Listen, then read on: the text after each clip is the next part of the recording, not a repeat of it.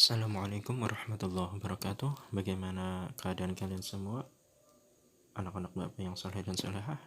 Semoga dalam keadaan sehat walafiat serta mendapatkan perlindungan oleh Allah Subhanahu wa taala.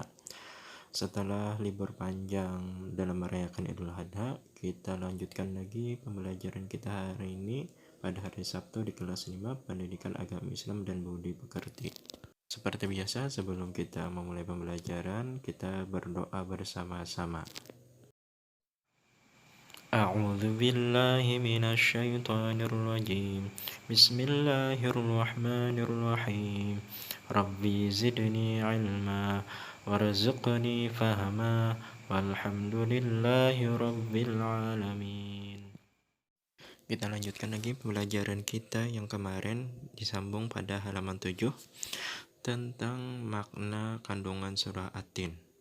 Nah, di sana ada tabel terjemah, bisa kalian baca. Kemudian kita ke halaman 7. Mengapa dinamakan surah At-Tin? Jadi surah ini dinamakan surah At-Tin diambil dari kata At-Tin yang terdapat pada ayat pertama yang artinya buah At-Tin, itu buah tin. Surah At-Tin adalah surah yang ke-95 dalam Al-Quran yang berjumlah 8 ayat dan termasuk golongan surah yang diturunkan di kota Makkah atau disebut surah Makkiyah. Nah, amati gambar di bawah ini adalah ilustrasi buah tin yang terdapat di surah At-Tin. Selain itu, di sampingnya itu ada juga buah zaitun. Kita balik ke halaman 8, di situ ada kandungan surah At-Tin dari ayat pertama sampai ayat terakhir, yaitu ayat ke-8. Perhatikan di halaman 8 pada ayat pertama. Tin adalah buah yang enak dan lembut, serta cepat dicerna. Ia menjadi obat yang banyak manfaatnya, memperhalus fisik, mengencerkan dahak, membersihkan ginjal, menghancurkan batu pada saluran air seni, menggemukkan badan, dan dapat melonggarkan rongga hati dan limpa.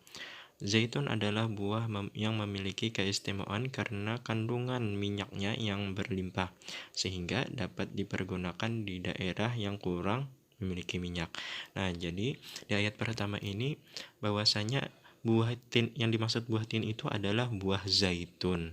Jadi buah zaitun itu dari buahnya hingga proses dari buahnya yang dibuat jadi minyak itu sangat banyak manfaatnya, terutama untuk kesehatan. Apalagi untuk kesehatan rambut, biasanya kan ada orang jual-jual minyak zaitun buat di rambut. Kemudian lagi untuk dimasak, ada juga orang yang menjaga kesehatan ketika ingin menggoreng sesuatu pasti menggunakan minyak zaitun. Ya, kita lanjutkan lagi ke ayat kedua. Gunung Sinai terletak di semenanjung Sinai, lintasan antara tanah Mesir ke Israel dan Mesopotamia. Gunung setinggi 2.280 meter ini juga dikenal dengan nama Jabal Musa atau Gunung Nabi Musa, karena di tempat ini Nabi Musa menerima wahyu pertama dan diangkat menjadi rasul. Pada malam Mi'raj, Nabi Muhammad SAW berhenti sebentar di tempat ini dan melaksanakan sholat sebagai penghormatan beliau pada kesucian tempat tersebut. Nah, jadi di ayat kedua ini menjelaskan tentang bahwasanya ada namanya Gunung Sinai atau disebut Gunung Nabi Musa. Kenapa disebut Gunung Nabi Musa? Karena di gunung sinilah Nabi Musa alaihissalam menerima wahyu dan diberi gelar Khalilullah, yaitu orang yang dikasihi Allah, yang mana Nabi Musa dapat mendengar perkataan Allah Subhanahu wa taala atau kalam Allah Subhanahu wa taala. Kemudian ketika Mi'rajnya di Muhammad sallallahu alaihi wasallam, beliau sholat di gunung tersebut untuk penghormatan Nabi Muhammad SAW pada kesucian tempat tersebut, yakni tempat yang mana gunung ini diturunkan wahyu kepada Nabi Musa alaihissalam. Kita lanjutkan lagi ke ayat ketiga. Nah, pada ayat ketiga ini menjelaskan kota yang aman adalah kota Mekah. Nah, kita bisa lihat pada gambaran di sebelah kanan. Di situ ada Ka'bah serta tower jam yang terbesar di dunia. Kota ini disebut dengan kota yang aman karena siapapun yang memasukinya terjaga keamanan dan keselamatannya. Kota Mekah yang juga disebut Ummul Qura dan tanah yang aman. Kota ini banyak menyimpan sejarah sejak zaman Nabi Ibrahim alaihissalam. Yang kebetulan pada zaman Nabi Ibrahim alaihissalam juga terjadinya yang namanya ibadah kurban. Yang mana selain ibadah kurban ini ada juga sejarah terbangunnya Ka'bah, yang mana Ka'bah ini atas perintah Allah Subhanahu wa taala. Dan Ka'bah ini adalah bangunan yang dibangun oleh Nabi Ibrahim sendiri.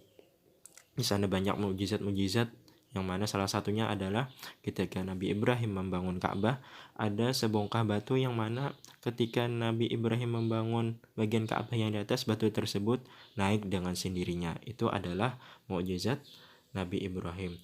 Dan Ka'bah ini yang mana berada di kota Mekah ini sampai sekarang sangat dihormati dan disucikan. Kenapa disebut kota aman, kota Mekah ini? Yang mana karena kota ini adalah termasuk kota yang paling bersejarah atas perkembangan Islam sampai sekarang. Bahkan yang mana kota Mekah ini adalah termasuk komponen dalam rukun Islam, yakni naik haji ke Baitullah, yang mana Baitullah ini terdapat di kota Mekah. Bahkan saking amannya, nanti di zaman yang akan datang, Dajjal tidak akan berani memasuki bahkan merusak kota Mekah selain kota Madinah. Kita lanjutkan lagi ke ayat keempat. Allah Subhanahu wa ta'ala menjadikan manusia dalam sebaik-baik bentuk. Proses kejadian manusia tidak sama dengan kejadian makhluk-makhluk lain. Manusia memiliki akal, jasmani, rohani, dan nafsu. Anggota tubuh manusia serasi dan seimbang sehingga tampak indah, cantik, dan memudahkan untuk melakukan kegiatan. Sedangkan hewan hanya memiliki jasmani dan nafsu saja. Manusia harus mampu menjaga keseimbangan yang dimilikinya agar supaya menjadi mulia. Apabila manusia mengutamakan nafsunya, maka ia turun derajatnya seperti hewan. Selain rohani, manusia dibekali dengan akal pikiran agar supaya dapat membedakan yang baik dan yang buruk. Ada ayat keempat ini yang mana bunyinya laqad khalaqnal insana fi ahsani taqwim, yang mana bahwasanya manusia ini adalah ciptaan Allah yang paling sempurna di antara makhluk-makhluk lain. Allah Subhanahu wa taala ada menciptakan 3 kategori makhluk yang diciptakan oleh Allah Subhanahu wa taala. Yang pertama, makhluk ini hanya memiliki nafsu, yaitu hewan. Kemudian ada juga makhluk yang diciptakan hanya akal. Siapa? Yakni malaikat. Malaikat itu tidak mempunyai nafsu. Maka dari itu, malaikat tidak mempunyai kelamin atau jenis pembeda kelamin. Saking memiliki akal dan tidak memiliki nafsunya, malaikat ketika disuruh untuk bersujud beberapa tahun atau beribu-ribu tahun, dia tidak akan mengeluh karena hanya memiliki akal, yang mana akal tersebut diciptakan untuk patuh kepada Allah Subhanahu wa taala. Kemudian yang ketiga yaitu makhluk yang diciptakan dengan akal dan nafsu. Selain itu memiliki jasmani atau fisik yang bagus, yakni manusia. Jadi manusia ini adalah ciptaan Allah yang paling sempurna, mana memiliki akal dan nafsu. Tetapi kita harus wajib dan memelihara akal sebaik-baik mungkin. Jangan sampai menjatuhkan diri kita seperti hewan, yang mana makhluknya ini selalu mengutamakan nafsu tanpa akal. Kita diberikan oleh Allah Subhanahu wa taala akal, digunakan untuk belajar, untuk membedakan yang mana yang baik dan yang mana yang buruk, memperkembangkan suatu info, terus membedakan yang mana info ini apakah benar sumbernya atau valid, apakah ini hanya sekedar buat-buatan manusia agar memperkeruh suasana, biasanya kita sebut sekarang ini namanya hoax. Nah, kita sebagai umat manusia pada zaman sekarang dianjurkan sangat berhati-hati dalam menerima info. Sebelum kita menerimanya dengan baik, kita harus mencernanya dengan baik, apakah info tersebut patut untuk disebarkan atau patut untuk diterima kepalitannya atau tidak. Maka dari itu, manusia ketika diberikan akal dan nafsu, apabila dia menggunakan akalnya dengan baik, kemudian dipraktikkannya dalam kehidupan sehari-hari dengan baik, maka dia sangat mulia, bahkan melebihi kemuliaannya di atas malaikat. Baliknya, apabila kita menggunakan nafsu kita sampai melebihi batas, bahkan tidak menggunakan akal yang baik, maka kita lebih hina daripada hewan. Ya, apa bedanya kita dengan hewan? Sedangkan hewan kan sangat dimaklumi sudah karena tidak memiliki akal. Karena berbeda dengan manusia, sudah diberikan akal tapi tidak dipakai. Na'udzubillah tsumma na'udzubillah. Ya, kemudian kita ayat kelima. Ayat kelima ini yang bunyinya apa? Ayat kelima ya, tsumma radadnahu asfala safilin. Yakni Allah Subhanahu wa taala mengingatkan manusia sekalipun mereka sempurna tetapi dapat turun derajatnya menjadi hina karena pengetahuan, sikap dan perilakunya apabila telah keluar dari aturan yang telah ditetapkan oleh Allah Subhanahu wa taala melalui rasulnya. Jadi Allah Subhanahu wa taala mengingatkan kembali lagi bahwasanya manusia memiliki akal dan nafsu. Yang mana akal ini apabila digunakan dengan baik dan sempurna, maka manusia akan menjadi mulia, bahkan lebih mulia daripada malaikat. Sebaliknya, apabila manusia ini lebih mengutamakan nafsunya tanpa akal, maka dia lebih hina daripada hewan. Na'udzubillah tsumma na'udzubillah. Nah, di sini ada terdapat tabel pada halaman 9, contoh kelebihan manusia dari makhluk lain, sikap dan perilaku, bertutur kata. Nah, manusia bisa bertutur kata lembut dan santun kepada orang tua, guru, teman, tetangga. Dia memiliki rasa kasih sayang, menyayangi lebih muda dan menghormati yang lebih tua. Kemudian dia manusia berpakaian, menutupi aurat dan memilih model dan warna yang serasi dan disenangi. Kemudian lagi makan dan minum, mengonsumsi makanan dan minuman halal dan bergizi sesuai dengan selera. Ada lagi bergaul sesama teman, berkumpul dan bersilaturahim sesama teman dengan baik dan tidak menyakiti, serta dilengkapi dengan adab pekerti yang baik. Kemudian yang terakhir menggunakan anggota tubuh sesuai fungsinya terhadap hal-hal yang dibolehkan agama dan menghindari hal-hal yang diharamkan oleh agama. Kita lagi ke ayat ke-6. Yang mana bunyi ayat ke-6 adalah ya illalladzina amanu wa amilus solihati falahum ajrun ghairu mamnun. Ayat ke-6 ini adalah orang-orang yang tidak hina adalah mereka yang beriman dan melaksanakan amal soleh. Orang yang demikian itu akan selamat dari kehinaan dunia dan akhirat. Nah, karena kita adalah dijadikan oleh Allah Subhanahu wa taala umat muslim, maka kita menggunakan akal itu untuk mematuhi segala perintah Allah Subhanahu wa taala dan menjauhi larangannya. Maka dari itu, Allah Subhanahu wa taala memerintahkan umat muslim agar wajib menjalankan perintahnya seperti sholat, berpuasa, dan terutama untuk rukun-rukun Islam yang lainnya, agar kelak kita ketika di dunia menjadi mulia dan di akhirat mendapatkan ganjaran yang baik oleh Allah Subhanahu wa taala. Baiklah, kita lanjutkan ke halaman 10. Kemudian pada halaman 10 di situ ada gambar contoh orang beriman dan beramal soleh. Nah, di sana ada orang sholat, kemudian bersilaturahmi, kemudian lagi ada orang yang saling tolong menolong, yang mana orang ini pasti dibekali dengan akal yang sehat. Maka dari itu dia menjalankan perintah Allah Subhanahu wa taala dengan baik dan benar. Kita ke ayat ke-7, yang mana ayat ke-7 ini bunyi ayatnya adalah fama yukadzibuka ba'du biddin. Pada hari kiamat nanti ada hari pembalasan terhadap perbuatan manusia yang baik dan yang buruk. Manusia seharusnya tidak meragukan adanya hari pembalasan, karena Allah Subhanahu wa Ta'ala sudah menunjukkan bukti-buktinya. Allah Subhanahu wa Ta'ala memberikan akal kepada manusia untuk berpikir tentang ciptaannya dan hati untuk merasakan iman. Pertanyaan Allah Subhanahu wa Ta'ala itu untuk mengingatkan adanya hari kiamat agar manusia tidak lupa dan lalai sehingga terjerumus dalam dosa dan kehinaan.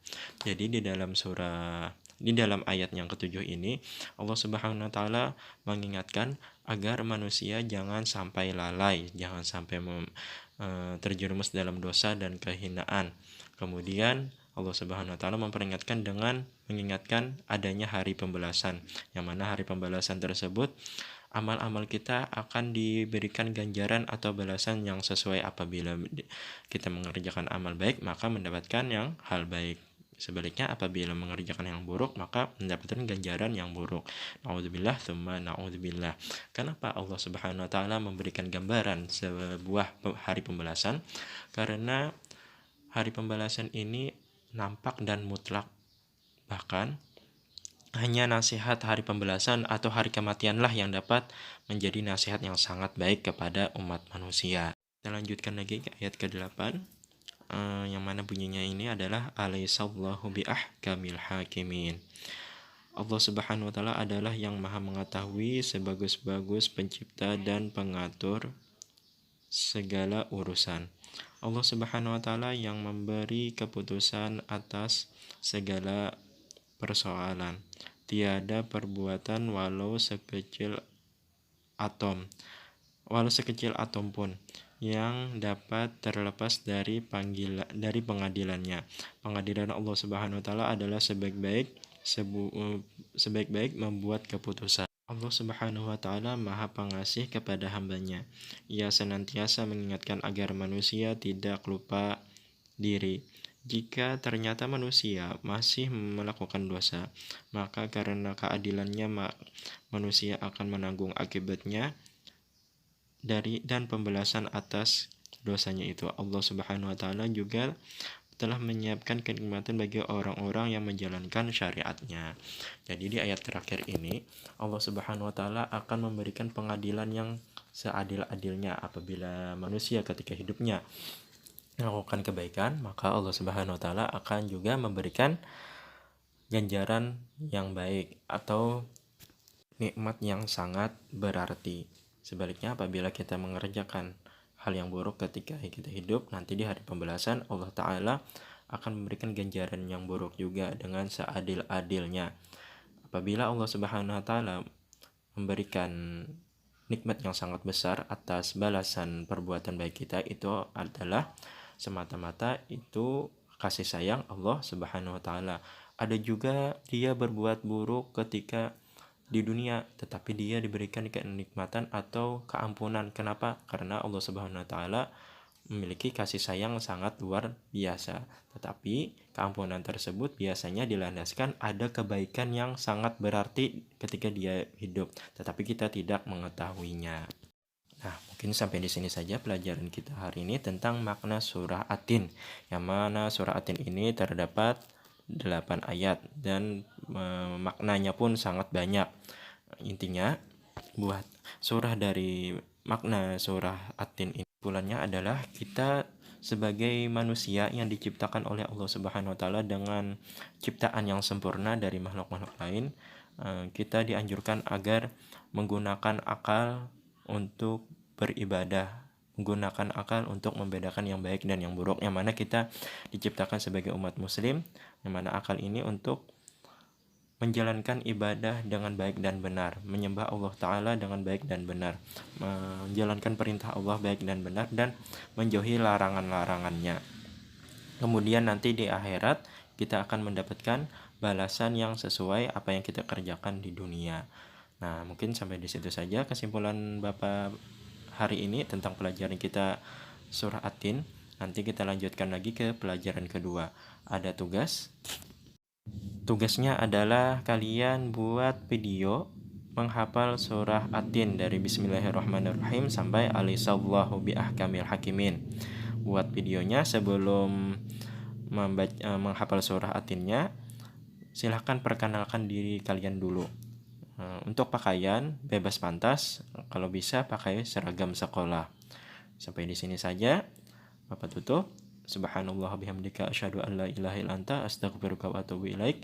Wassalamualaikum warahmatullahi wabarakatuh.